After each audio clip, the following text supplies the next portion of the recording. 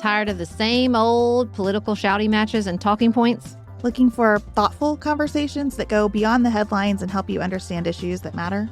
I'm Sarah. And I'm Beth. Together we host Pantsuit Politics, a podcast where we bring grace, nuance, and perspective to the news because democracy deserves more than hot takes. Join us as we approach politics and current events with curiosity, empathy, and a commitment to understanding the bigger picture. If you want to stay informed without the anxiety, we're the show for you. New episodes drop on Tuesdays and Fridays. Subscribe to Pantsuit Politics wherever you get your podcasts.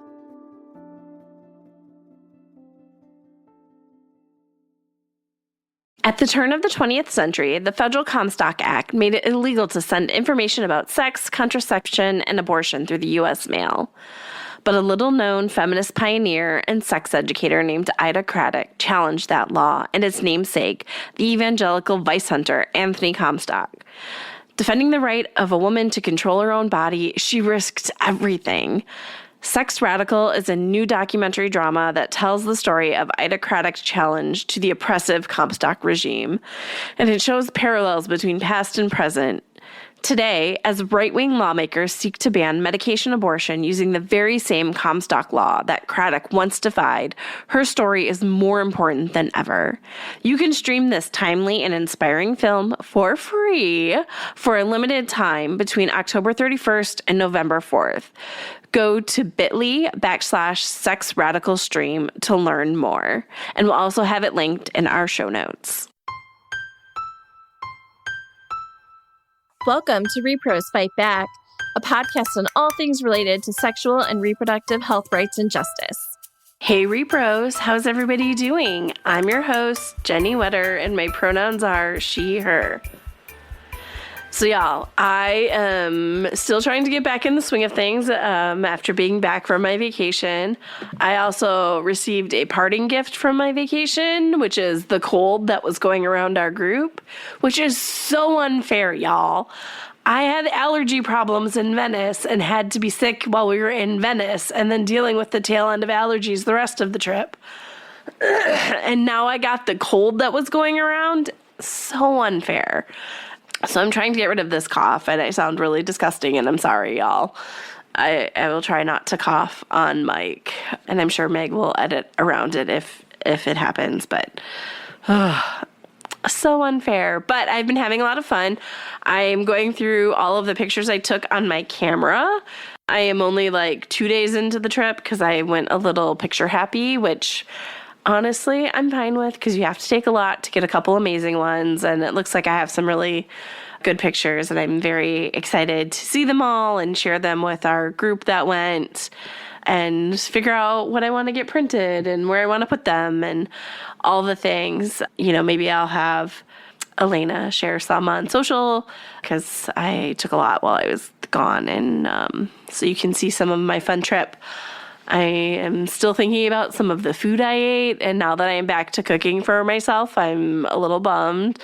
There's not that amazing pizza on every corner or this amazing truffle carbonara I had in, I think we were still in Rome. I don't remember. Again, the hazard with going all of the places is I can't remember where things happened. But it was so delightful and so good. And the other thing I think about a lot is when we were in, I think, Amalfi.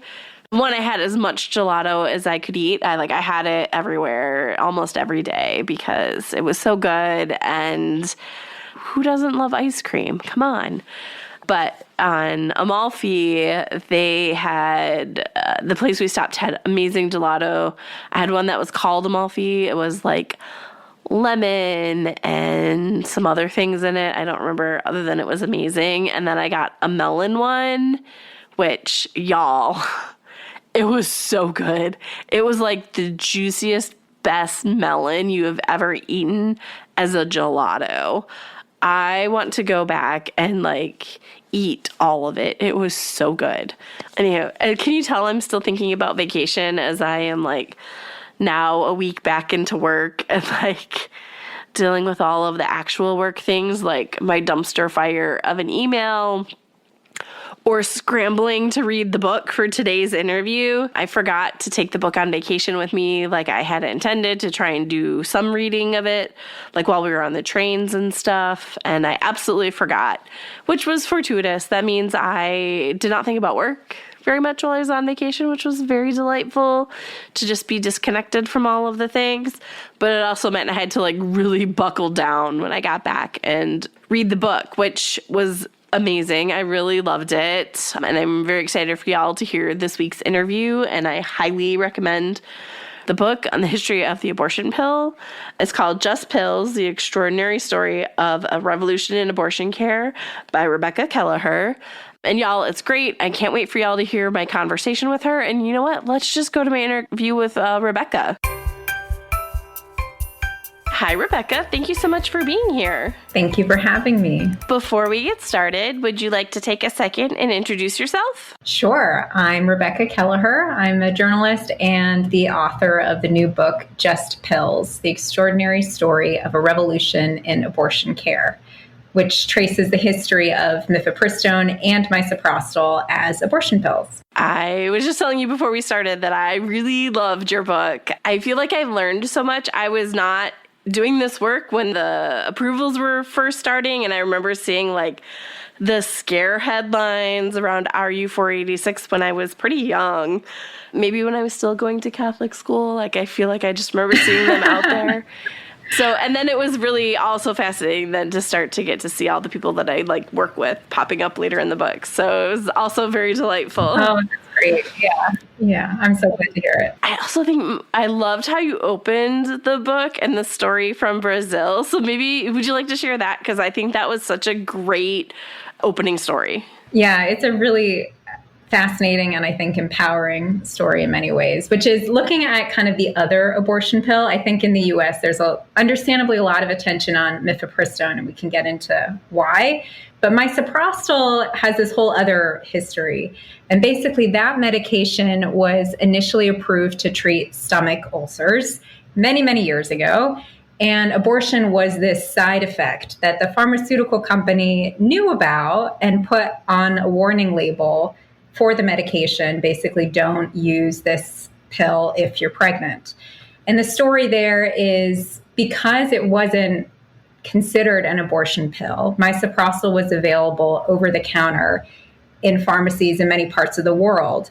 And it just so happened that in Brazil in the early 1990s, women there who were living under a near total abortion ban discovered there were these medications over the counter in pharmacies. And oh, look, there's this warning label that says don't use when pregnant. Well, if I'm pregnant and I don't want to be, and I don't have other avenues, what will happen if I try to take these pills? And so women started to take the medications and had safe abortions. And they got so good at taking the medications that the maternal mortality rate actually lowered in certain parts of Brazil.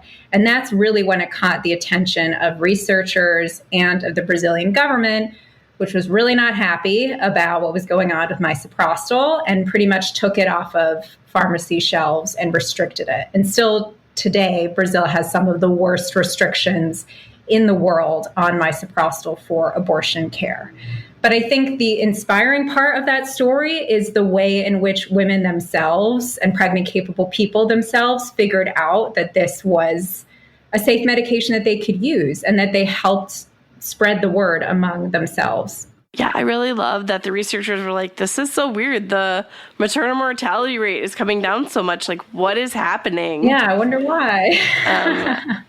And women were doing it for themselves. That was such a great opening, and I really loved it. I do global and domestic work, so like it hit all of my buttons. Yeah, and still today, misoprostol is used in many parts of the world that do still have abortion bans where mifepristone isn't as available, but you can sometimes get misoprostol and have a safe abortion just with that medication. So yeah, we have a lot to thank for the women of Brazil in the early 1990s. So, I mean, a lot of the book is really focused on the history of mifepristone, and I really enjoyed that because there was so much that happened before I was involved in this movement, and so it was so great to hear those stories. And I know, again, it's like a huge chunk of the book, so we're not going to get into all of that, but do we want to talk a little bit about kind of this long and winding path to get mifepristone on shelves or in the pharmacy? Yeah, it was definitely a long and winding path. So the story with mifepristone is that there was this French pharmaceutical company called Roussel Youclef, and they discovered mifepristone pretty much by accident in 1980. They were not looking for an abortion pill at all.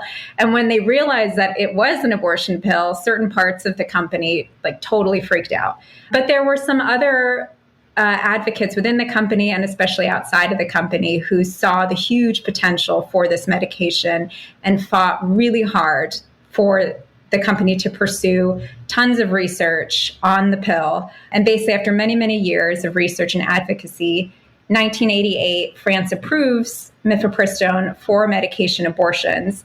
And then there was huge drama because Roussel Youclef, right, that company that had the patent for mifepristone, basically withdrew mifepristone from the French market, even though France had already approved it. And that led to front page mainstream press coverage. And there's this famous moment where the French Minister of Health at the time comes forward and says, no, Roussel Youclef, you can't do this. Mifepristone, it's not the property of a drug company. It is, quote, the moral property of women. I love that. And so then they forced the company to put mifepristone back on the market.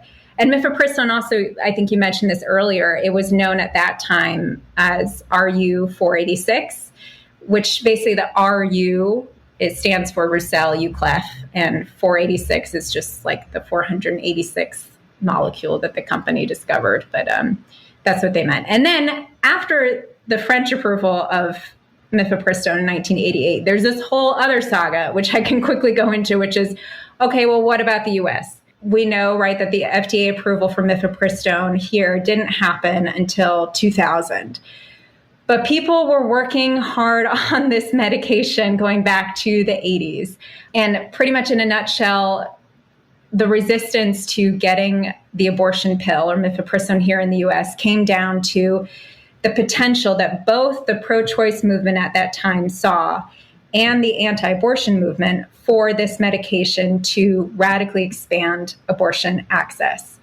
And at that time, there's rising anti-abortion extremist violence in the US, targeting abortion clinics. You have the first assassination of an abortion provider that happens in 1993. So just a few years after mifepristone comes onto the French market. So all of that really heightens the tension for trying to get this pill into the US. And I can go into more detail about that, but I think what's really important is to understand the promise that this pill held and the hopes that so many feminists had for it. And then the reality, once it did actually get approved in 2000, but the FDA put a lot of restrictions on the medication that really did limit access for, 20 years. Yeah, I think I didn't have a great understanding of all of the guidelines that were in place at the beginning because of the way it was tested with requiring 3 visits and stuff. Like I came into this work later when that had been shortened. So it was shocking. And it even started before, didn't you say, with 4 at one point? And that's crazy. Yeah. When France rolled out mifepristone, or as part of medication abortion, they had 4 clinic visits required for people, which is nuts when you think about it today with telehealth abortion, and you don't have to have a clinic visit at all. So it's definitely a lot of anxiety that the government had, that providers had at the time around, oh my gosh, women having abortions with these pills by themselves, what does that mean? And in hindsight, it does seem ridiculous, but I think it's also important to keep in mind that some of the worries really were that they had to be so careful in the very beginning because there's so much fear that if one thing went wrong or was perceived as going wrong, that would be it for the medication. So that's something that came up as well as my reporting with talking with some of the first French doctors, for instance, who did the very first trials with mifepristone. Yeah, that makes total sense for like the logic behind it. I think the other story that I felt like was very much in parallel to the story you were telling was women not being in these spaces as we were going through the approval processes. Or maybe there was one woman who was on a research team or a policy team. And that really jumped out to me as we were following the approval process along for thinking about how women would use or what guardrails needed to be around it. Yeah, that was something that also really stood out to me in the reporting process. And I write a lot about this one researcher, Dr. Beverly Winikoff, who is one of the only women who is researching the medication here in the US. And she testified during the FDA's advisory committee hearing on mifepristone, which was in 1996. And it was pretty much to decide, just based on the science, just based on the data, is this a safe medication? And what was really fascinating to me is what Dr. Winikoff's research was really focusing on. Well, what do women actually think about these pills? Like, who've actually taken them? How do they describe the experiences in their own words? And that was that was sort of like an addendum almost to the whole FDA consideration of the medication, which is sort of fascinating, that wouldn't be considered more central, but it kind of wasn't. And it just so happened that a lot of people who took the medications preferred it to, or at least said that they preferred it to having a procedural abortion. I think the other thing that really stood out, because it was like so early in the process, were all of the hopes advocates had at the time as they were first talking about it, and then to see like where we are now, it was just so striking. Yeah, I write about, there is this Time magazine cover in 1993 that was about mifepristone, and it said, "The pill that changes everything." And the truth is it didn't, at least not at that point. And now we're seeing a really different story, but it took a very long time to get here.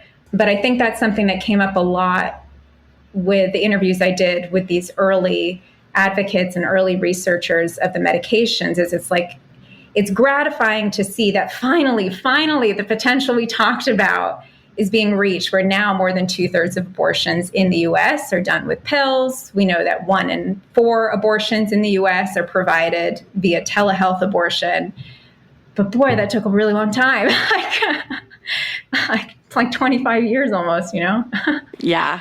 And it just, the world they were thinking of where women could just very easily have access, and reading that and hearing those hopes and seeing how far away we were, and it's in many ways still are, was really striking. Yeah, something that was striking to me too was like a big hope that those early advocates had was that there would be kind of, once you had the FDA approval for mifepristone, you could roll out medication abortion, that surely then any doctor could prescribe these pills, right? It wouldn't have to be necessarily the person at the abortion clinic. It could be the OB-GYN that you usually see, or it could be your family medicine doctor, your primary care doctor. There was just all of this hope that would happen, and it just didn't, sadly.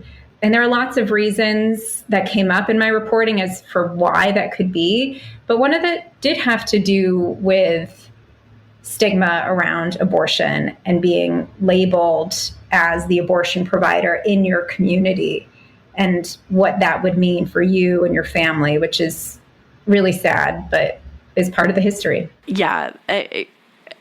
Thinking of like being able to just go to your family care provider and get access, like that's amazing. One, if you want to go like the medical route, right? Like you talk about self-managed abortion and things as well, but just thinking it could be so easy, it's, again, very different world than where we're at the moment. And you talked about like how important pills have become, right? Mm-hmm. They are the majority of abortions right now, but we are also seeing pills come under attack, particularly mifepristone right now. Do you want to talk a little bit about what we are seeing with that as well? Yes. So because mifepristone, like I said before, that's the pill that's registered for abortions rather than misoprostol, it's mifepristone that is more subject to anti-abortion attacks, at least right now, because there's a more straightforward path to controlling them or attempting to control them. And so we're seeing different prongs of attacks right now, one of which is to pressure the FDA to basically get rid of telehealth abortion nationwide. The way how that would work, it would basically require the agency to ignore the data that they based that initial decision on, which was first made temporarily in 2021 because of the COVID-19 pandemic, and then was made permanent in 2023. And so we've seen the safety of telehealth abortion in this country since then, right? So it would really be a huge, huge move if the agency decided to go back on what it had already decided. But we also see that RFK Jr., the current Secretary of Health and Human Services, has been pressuring the FDA to pretty much do just that.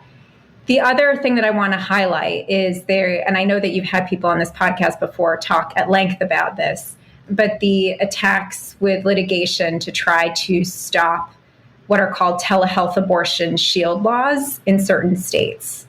And states that have those laws on the books, I believe there are about 8 states right now that have them, they lower the legal risk for the providers in those states to mail abortion pills to people who are based in states with abortion bans or severe abortion restrictions. And we know that they're mailing thousands of pills a month to people, and the majority of those pills are going to people living in banned states. But we are seeing lawsuits against those laws, against those telehealth abortion shield laws. We don't know what will happen next, but those are 2 avenues that the anti-abortion movement is trying to pursue, in addition to just spreading the misinformation, or I should say disinformation, that these pills are unsafe, which is not true. And I think one of the things your book really makes clear is just how heavily studied and how much research there is around the safety of these pills. Yeah, mifepristone has been approved for medication abortion in almost 100 countries.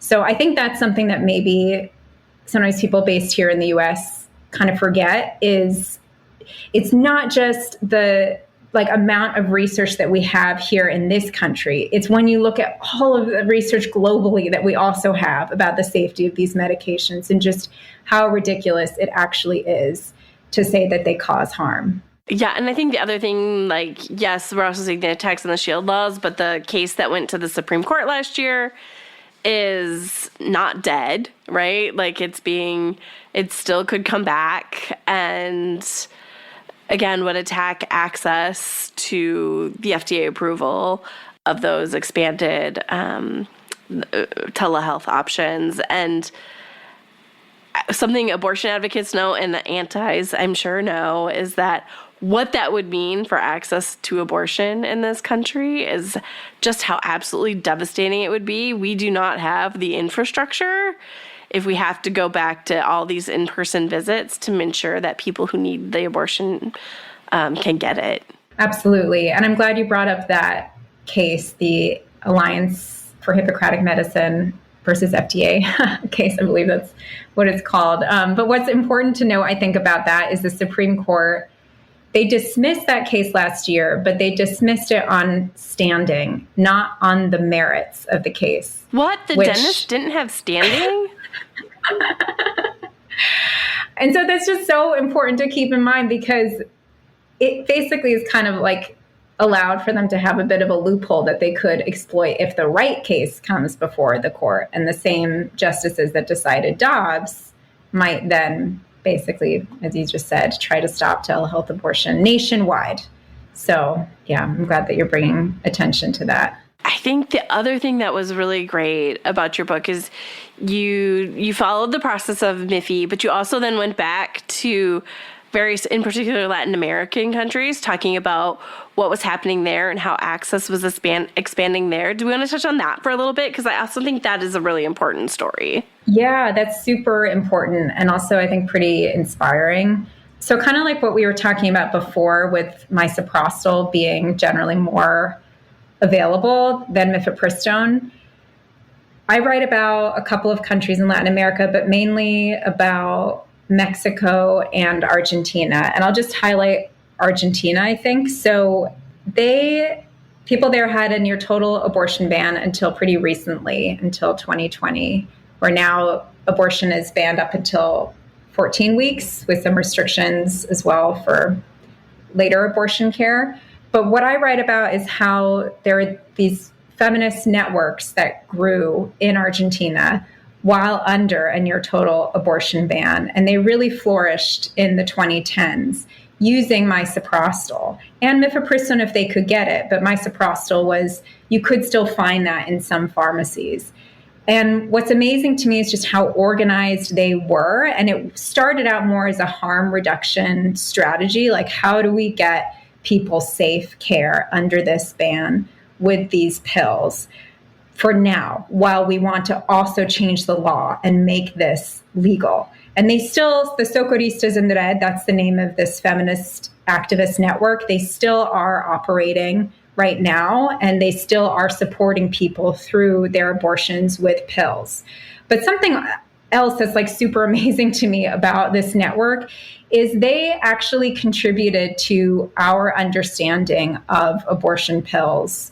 And they were very deliberate about partnering with epidemiologists, with researchers to try to document their work and to expand our knowledge of safe, self-managed abortion care with misoprostol only or misoprostol and mifepristone.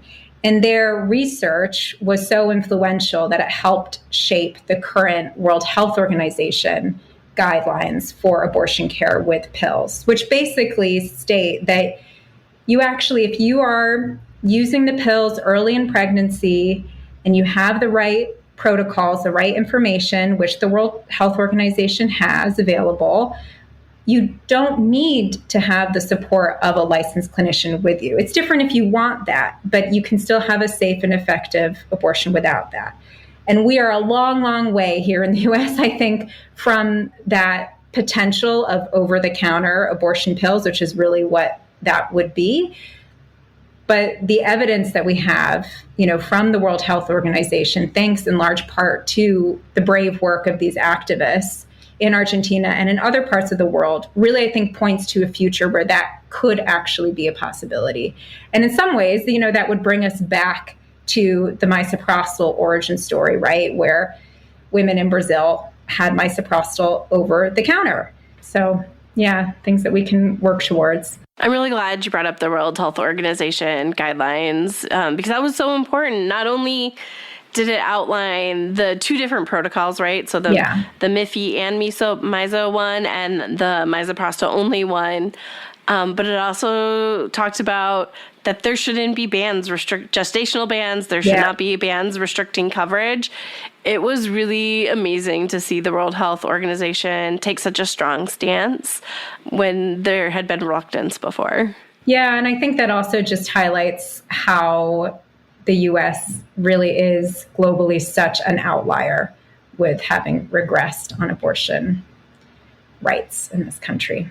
So I think the other thing that would be nice to hear about is what can the U.S. learn from the Latin American countries you talked about? We've talked about on the podcast before about what we can learn from the Green Wave movement, but this is a little bit different. Like, what can we learn about how they were able to ensure people were getting pills when there were bans? I've thought about this a lot because I think what's important is it's not like a copy-paste kind of situation. And yeah, you were pretty clear about that. Like, the ban there was like a little bit different. Basically, the criminalization threats that these networks were facing are not like what networks here in the U.S. are facing in states with abortion bans like Texas and Alabama. But I think that the main takeaway that I had from networks like Socorristas in Argentina is they built strong alliances with people in the healthcare sector and the legal sector to try to protect themselves and the people that they were helping.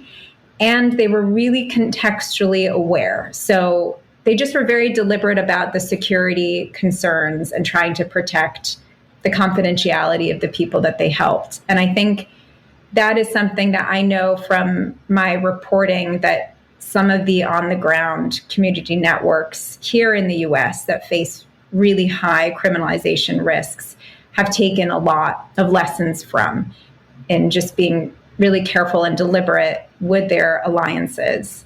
Yeah, and I think that there's also something kind of beautiful about all of these networks seeing themselves as part of this larger global movement and this sense of solidarity, which especially now in this country, with so much that can feel overwhelming and demoralizing, I think that alone can be really powerful. Yeah, it's so great to feel part of a bigger movement and that we are all working to these same ends. I also really loved the importance of sharing information and making sure that people have the information they need. And even if you can't supply the pills, you're helping people find where they can get them, or knowing what the protocols are. Like, everybody kind of has their role to play in this moment. And I mean, obviously I host a podcast, so I think information is important, and making sure that people know these things. So we'll definitely make sure to link in our show notes the WHO protocol so that everybody has it on hand. But yeah, it's always just important to get the information out there. Yeah, and I should have also mentioned something that was really important to a lot of these networks that I write about in the book, was to try to destigmatize abortion with one-on-one real conversations with people who they themselves are having an abortion or considering one, or somebody in their life has, and just trying to make it less scary. And I think, Las Libres in Mexico, which is one accompaniment network, I interviewed them, and some of their members were talking about how they noticed that sometimes the stigma around abortion from the people that they were accompanying went back to a lack of information, went back to fears like, oh my gosh, if I take these medications, I'm going to die or something. And that it was all connected. So I think that's also something that we can all learn from. Yeah, I feel like I see this in a different way, like earlier in this career, seeing all of the reasons why people, particularly in sub-Saharan Africa, were not using family planning, all of the fears and myths and misinformation that were floating around that were keeping people from using something that they maybe wanted to use. And that's powerful. And again, I mentioned I went to Catholic school. So you definitely get steeped in that stigma, everywhere, abortion stigma is kind of everywhere, but also growing up, going to Catholic school from K through 8 meant that there was just a bunch of it that floated around. So when those articles about MIFI were first coming out, I was in Catholic school. And so were the articles really super negative on that? Or was that what I was hearing reflected being in Catholic school at the time? Yeah, I went to Catholic school too, so I understand. Yeah. I had sex ed from a nun. Sex ed, heavily air quoted, from a nun. Yeah, lots of stories there, I'm sure. Super helpful. Super helpful. Okay, so we always like to end the podcast focusing on things our audience can do. So how can the audience get involved in this moment? Well, I'm sure your audience is super well informed already, but I will just say, try to get involved with your local abortion fund in some way. It doesn't have to mean donating, but that would be great. It could also mean volunteering. They're still around and they're still supporting a lot of people. And we saw a big surge in donations to abortion funds right after Dobbs, but there has been really important reporting on how we've seen a lot of that dry up, basically, as once that rage giving, so to speak, has kind of slowed down. So don't forget about them. I think something else people can do is talk about abortion with the people in your life if you haven't already tried to do that. I found out there was this KFF survey that came out last year that said that only 1 in 5 women of reproductive age in the US know that they can get abortion pills online. So that's pretty low. So I think that you might be surprised that people around you don't actually have basic information about the different avenues to get pills or just abortion care in general. And then I'd also say if you're in a position where you feel comfortable doing so, safe doing so, look into advance provision of pills. This is basically where you can get abortion pills prescribed and mailed to you to have around just in case. And you can get it from trusted sources like Aid Access. If you're not sure about like the legal risks of you doing so, perhaps, depending on where you live, I'd encourage you to call If When How's Repro Legal helpline. They will give free and confidential legal advice depending on your situation. And you can turn to Plan C or to I Need an A to just understand all of your abortion access options. I always like to talk about how important it is to make yourself a resource for your community and your network. And that does not mean you need to know all the things. But if you have a friend who comes to you, you maybe know where to point them, right? Yeah. You don't need to know where people can go to this specific place to buy abortion pills, but you know about Plan C pills, or you can point them to If When How if they have questions. You don't need to be able to answer them, but knowing these resources is really important. So when people ask questions, you can send them to the right places to get the help they need. I love that. Rebecca, thank you so much for being here. It was such a pleasure to talk to you, and congratulations on your book. It was really great. Thank you so much. It was such a pleasure to be here. Okay, y'all, I hope you enjoyed my conversation with Rebecca. Like I said, we'll make sure to have a link to her book on Bookshop. I do really recommend it. I loved learning so much more about the history of abortion pills. It was just so fascinating and a great story. We will also make sure to link in the show notes some of the places she mentioned, like Aid Access, Plan C pills. We'll include the WHO protocol as well. So we'll have a bunch of information for you so that you can find everything you need all in one place. And with that, I will see everybody next week. If you have any questions, comments, or topics you would like us to cover, always feel free to shoot me an email. You can reach me at Jennie, Jennie, at reprosfightback.com, or you can find us on social media. We're at Repros Fight Back on Facebook and Twitter, or Repros FB on Instagram. If you love our podcast and want to make sure more people find it, take the time to rate and review us on your favorite podcast platform. Or if you want to make sure to support the podcast, you can also donate on our website at reprosfightback.com. Thanks all.